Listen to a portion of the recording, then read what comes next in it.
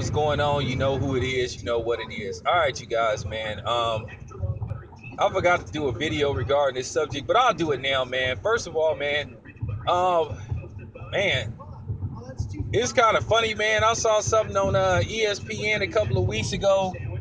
I found out that Barry Bonds was the hitting coach for the Tampa Bay Devil Rays, man. And seeing him in another uniform besides the San Francisco Giants, that shit looked surreal, man. And I'm gonna tell you something, man. Barry Bonds is one of my all-time favorite baseball players. He's one of the best that ever did it. Now I know the media didn't like him, and I know they said he was an asshole and a jerk, and he treated the media like shit. Well, come on, let's keep it 100. Let's just say that the media ain't exactly what you call the most fairest people on the planet. Remember, they're writers, and their job is to write, whether it's authentic, semi-authentic, or not authentic at all. You know, they pretty much write whatever the fuck they want to write or feel like writing at that time. So I don't care about how he treated the media. And I'll say this much. I think Barry Bonds should be in the Hall of Fame. And people use that shit, the bow coach shit, as the excuse not to put him in there. Now, technically, if you do research, Barry Bonds was technically never popped for using PEDs. Now, do I believe that Barry Bonds used something?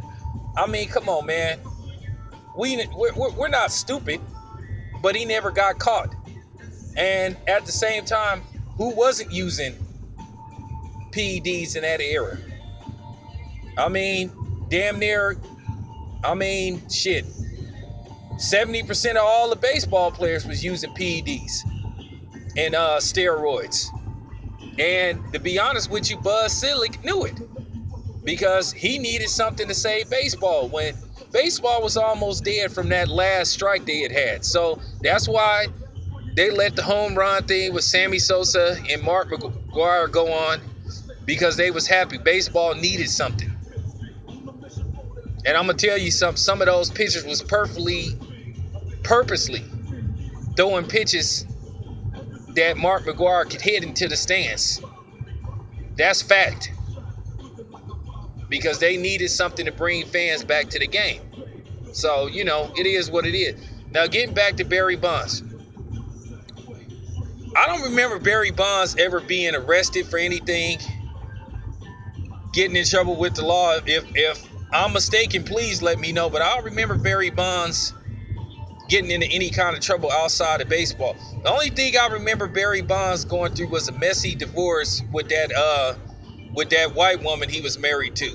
You know, over that prenup where she said that I think she said she didn't know what she was signing because I think she was from Europe or something, and I could have sworn they got prenups overseas. But it is what it is. That's the only thing I remember him being involved in, and that wasn't really a big story. But the media, you guys got to remember, they hold grudges against people, and this was their excuse not to vote Barry Bonds into the Hall of Fame. Barry Bonds belongs into the Baseball Hall of Fame. Now, he's been out of baseball, I think, well over 10 years, if I'm not mistaken. I can't remember when was his last season, but I just think he should go to the Hall of Fame. And this is the problem I have with writers being the sole purpose that whether a guy gets in or doesn't get in the Hall of Fame. Basically, he's getting treated the same way T.O. is getting treated, except this is in baseball. He has the numbers. And I say this once again. It was never proven that Barry Bonds used performance-enhancing drugs. Now, I know he was convicted of obstruction of justice, but remember, they overturned that decision. And the reason why they never could nail Barry Bonds for using PEDs is because Greg Anderson wouldn't snitch on Barry Bonds. And shout out to Greg Anderson, man. That dude went to jail like at least twice, you know, for not ratting on Barry Bonds. So he get, as far as I'm concerned, he get a pass for that, man, because That's what you call being a real friend. He refused to drop dime on Barry Bonds.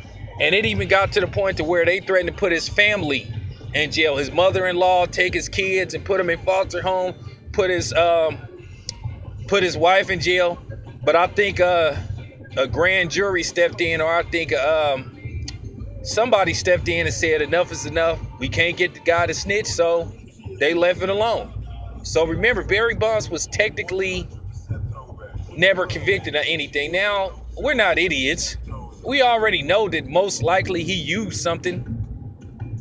So, but technically, he never got caught. Just like we all suspect that Manny Pacquiao used performance-enhancing drugs. But unfortunately, we wasn't able to prove it. So it's pretty much the same thing.